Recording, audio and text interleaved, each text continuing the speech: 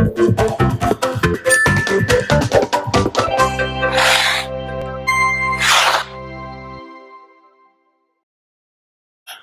right, Loy Machedo Sweeney from LoyMachedo.com, and this is Loy Machedo. Today the date is, what's the date? 15th of May, 2016.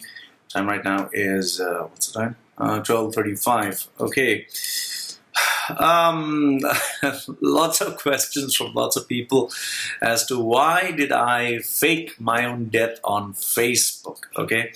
I happened to put, an update, just a post that said, R.I.P. Rest in peace, Loy Machedo, 1977 to 2016. He lived life on his terms. Who is LoyMachedo.com. Okay.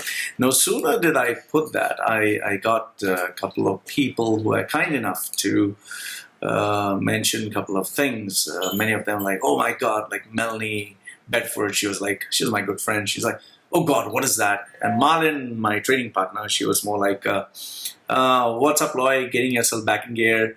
Devashri Anato, she was like, what is this? Soon was like shocked. CK, my regular all-time buddy, was like, what the fuck is this? So lots of people putting lots of things. And then on my profile picture, Sumesh Joshua was like, question mark.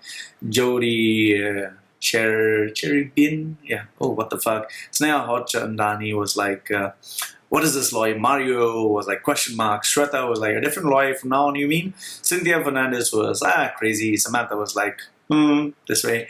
Amit was like, I think Loy is getting married now. No, I'm not fucking getting married.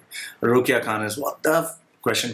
And Ranish Muhammad is, dear Loy Machedo, see you in heaven. I'm not going to fucking heaven. I'm going to hell, man. Cian Lena was like, birth of a new you.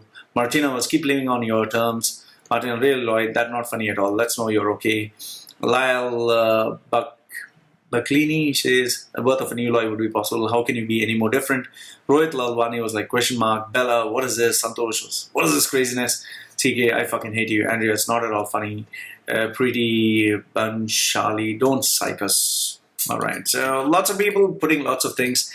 The surprising thing is I got a couple of calls from unknown numbers like, why are you okay? And then I even got people who I haven't been in touch with for I think 7 or 8 years, and like, hey man, are you okay? And I said, so how did you find out? They're like, somebody called somebody and somebody called somebody, and they said Loy is dead. I got a call even from Qatar, Zakib, Toastmaster Zakib, the sweetheart he is. He's like, Loy bhai, what the hell is this, And then I got Mohammad Noor, who was kind of saying, man, this is not funny. Stop talking all that shit.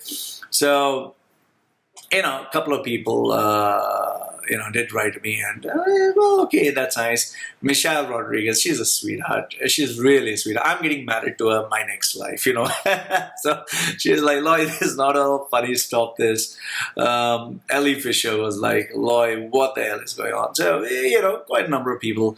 BG Baby says, Loy, you're okay. I hope you're okay. Ritika was like, are you on crazy? Mo Ann, she was like, Loy, what is this all about? So lots of people wrote to me. I really appreciate. But the thing which I'm asking, is like, guys, is it really necessary for a person to die in order for you to let them know that you care about them, that you love them or you value them? Seriously, just think about it.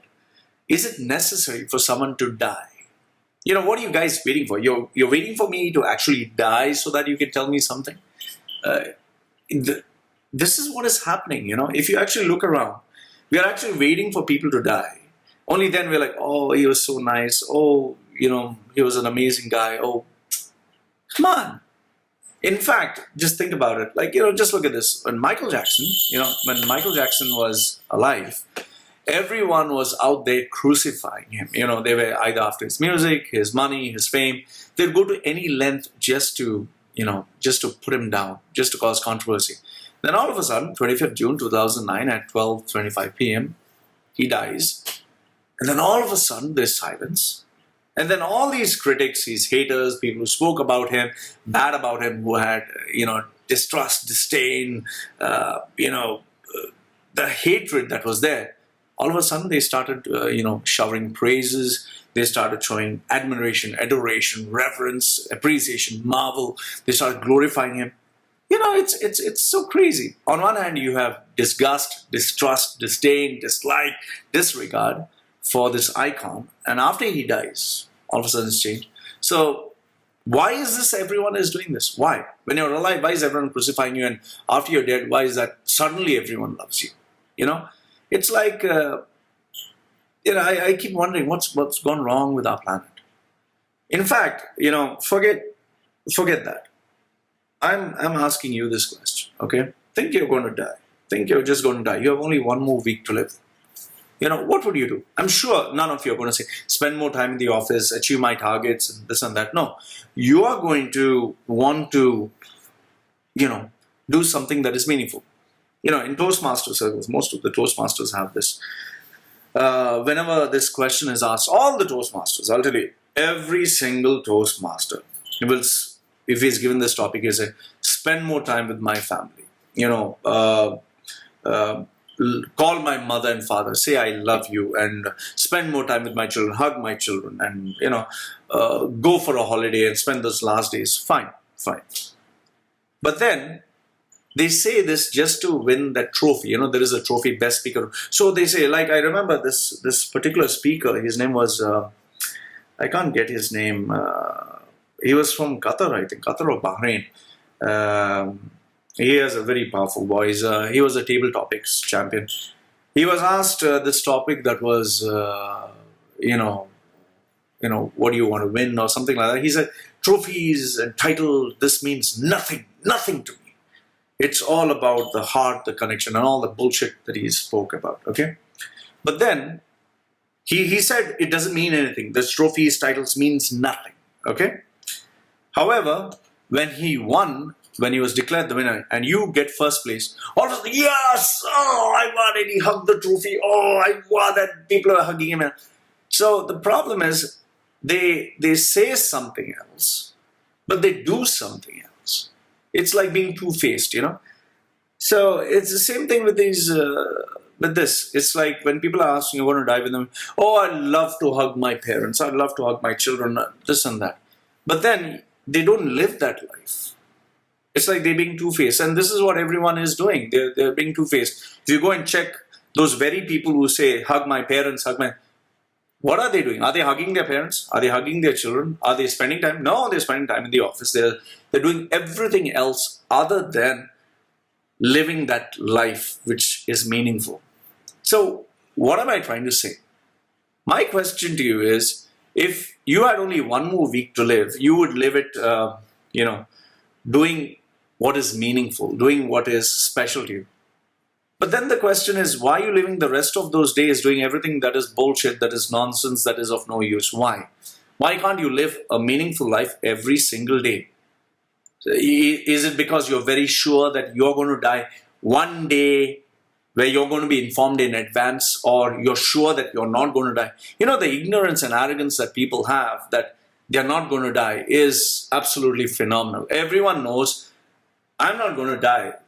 That is why I'm going to the office right now. That's why I'm paying my, that's what I'm saving for 20, 30 years later, when I don't know for sure what is going to happen within the next week. But I've planned for 20, 30 years. Are you so stupid? What justifiable, reasons are you giving yourself? For me, it's like, I can't live like this. I'm sorry, I can't live like this. A couple of years ago, I was on the brink of suicide, real hardcore suicide. It was not just for a Toastmaster speech that I thought of doing this. I had lost my money, I lost my job, I lost my family, my career, my relatives, everything else. And they abandoned me. Nobody wanted anything to do with me. Nothing. Okay? And then I decided, okay, fine. Since there's nothing I can do, what's the point of living? And then when I was about to die, just about to die, one thing led to another. It's like, when I was about to die, the train didn't come. I was like, what is this? And then I decided, anyway, I might as well eat something, since I have to wait. And when I ate something, I felt happy. Then I said, fine, I'll at least have a sleep and then I'll die. And when I woke up in the morning, it was like, anyway, I'm going to die. Might as well just go for a walk, enjoy myself. It's the last day. When I went for a walk, I found a bookshop and I love books. I said, anyway, I'm going to die, might as well read a book. Because I read a book, I felt good and I was like, oh, okay, then I'll die in the evening. But then the evening came, I said, okay, I'll sleep again. Woke up the next day, I said, okay, now anyway, I'm going to die, might as well just go down, have a nice meal and then die. Once I had a meal, I felt good and I said, okay, might as well go for a walk. So every time I thought of, I was going to kill myself now, there was something else that I wanted to do that made me happy. And every day since I started doing things that made me happy, I didn't want to die. I was like, why do I want to die when I'm doing things that make me happy? And I started to do things that made me happy. And that was my only goal in life, my only purpose, to be happy, just happy. That's it. And today, I live the life of my dreams, being happy, working 5 days a month. I don't earn billions and millions. I earn enough to pay my bills. I keep my expenses low, but I really enjoy my life. Oh, I really enjoy my life. Seriously.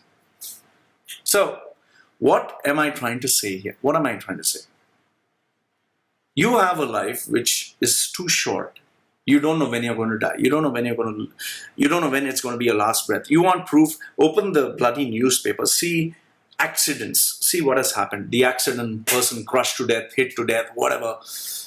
You just don't know when it's going to be your last day. You don't know. So what are you saving for 20, 30 years or planning? Yes, I'll work very hard, not see my children, my spouse, my wife, nothing, work like a dog. And then after 11 months of working like a dog, few days I'll spend with my children, few days with my children and wife. And that also, the time I'm spending with my children, we'll go for a vacation. Yes, we'll go up and down, meet everyone, show society our face and put on a nice face. Ha ha ha. Oh, we are doing very well. See my children, see, you're not spending any quality time. So what's the point of this life? So I don't know about you. I don't know about you, but I can tell you this. If I were to die now, this very moment, this very single moment, no problem. So, yeah, well, you'll say, oh, you don't have children. Well, I made a choice. I made a choice not to have. Or then you'll say, who'll carry your seed in the future, your name? No need to carry my name and seeds. Enough seeds are there, sprinkled. Or then you'll say, Loy, when you grow old, who'll look after you? Oh, that's why you have children? Because when you go old, so that someone will look after you, shame on you. Yeah. The population is already bloody so increased. The planet cannot handle, 8 billion people going to 9. And you're worried about population. How stupid it is. So, what I'm trying to tell you is, I've lived every day of my life, every single day, enjoying being happy. What's tomorrow? I don't know. I really don't know. Okay? But what I know is, I'm happy. If I were to die, there's nothing, absolutely nothing I have to do. Whoever had to call and say, fuck off, or buzz off, or get lost, I've told them. Whoever had to say, I love you, you mean a lot to me, I have. Whatever I had to do, I've done. Every day I do what I want to do. I don't wait for one day, I do it now. So, are there things that I want to do? Yes, there are many other things I want to do. But I take one day at a time. So what's my message to you? My message to you is only this. You don't know when you're going to die. Don't be arrogant, cocky, and ignorant about it. Giving justifiable bullshit reasons that, oh, I'm living a life that, my purpose in life is to live God's will. You don't know God's will. You're just assuming you know God's will. Okay? You don't know if you're going to go heaven or hell. You don't even know if that exists. You're just believing that it exists because you've read it somewhere and someone told you. For me, heaven and hell is here. Now, this is heaven and hell. So, what I suggest to you is, live every day of your life in accordance to your values, in accordance to what makes you happy, truly happy. Find that sense of happiness every single day. Feel like you lived that last day of your life doing what made you absolutely complete. There is no tomorrow. Today is all you have. So by me putting up that obituary of mine, I got to see what people had to say about me. Some called me, some didn't bother, some were like, let him go to hell. So I'm glad. Those pieces of shit who didn't bother, good. Some of them knew it was a prank anyway. So it kind of revealed to me who mattered, who didn't. So now I know who to delete, who not to give a damn, who to really care about, who not to care about. It helps. It really helps. Once in a while, it's very good to know who are your friends, or not your enemies. It's good to know who are those pretending to be your friends, whom you feel happy to be with, but you know that they're fake. It's good to know.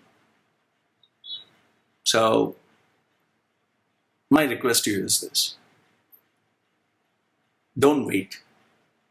Don't wait till it's too late. Whatever you got to do it now. Now, this very moment. And don't make it like, oh, I hug my wife, I hug my child, I told everyone I love you, okay, finished, done. Tomorrow I don't. Tomorrow is a new day. Maybe tomorrow might be your last. Do it every single day. Let every day be the last day of your life. And live it like it was your last. Do everything that makes you happy and complete. Whether you want to bring a smile to someone's face, or whether you have to tell someone bugger off, or whether you have to ask forgiveness or forgive someone. Live that life doing what you want to do. I'm living my life. I'm enjoying it. I love my life. And if I were to die, yes! I did everything I had to. I even put up this video. Ha! That's good. You have just one life. Stop planning out too far ahead. Just one. So before you say goodbye, or I say goodbye to you, please, my request, just sit down for a few minutes. Just sit down. Take a sheet of paper. Write down, if it was your last 7 days of your life, how would you live it? Put down, tell my mother, father, I love you, or tell my aunt and uncle, or call my relatives, or have a party, or tell my boss, fuck off, or bugger off, or hug my boss, or do some good to the poor in case you're looking at one, reserved seat in heaven or some shit like that, So do whatever you have to. And it need not be good. It can be bad also. See, be realistic. You want to get laid? Go get laid. Whatever. You want to try some new position with somebody new, it was a fantasy, go do it, finish it off, get it off your list, get it off your chest. Because I'll tell you this, if you are going to fake being who you're not, if there was a celestial being somewhere, he can see through it, he knows you're lying. So just be yourself. So write that list, and then make sure you complete that list completely. Now, I know your twisted head is saying, oh, so Loy, that means I take my credit card, blow all the money off, take a loan and blow all the money off and blow everything off and live. Okay. I don't know, maybe you should. Maybe you should.